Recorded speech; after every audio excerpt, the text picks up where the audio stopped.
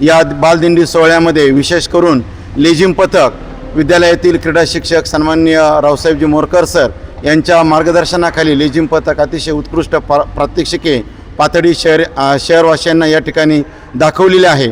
सर्व पाथर्डी शहरांची या ठिकाणी चित्तथरारक प्रात्यक्षिके पाहून मन अगदी भरून आलेले आहेत।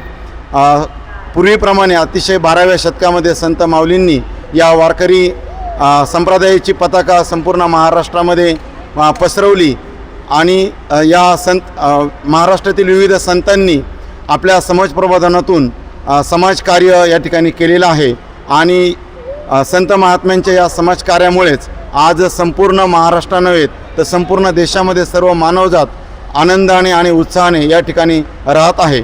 तसेच या बालदिंडी सोहळ्यामध्ये विशेष करून आईवडिलांची सेवा हीच खरी भगवंत सेवा आहे हे घोषवाक्य, हे ब्रीदवाक्य घेऊन या बालदिंडी सोहळ्याची सुरुवात झाली की आज आपण पाहत आहोत की समाजामध्ये विकृती वाढत चाललेली आहे।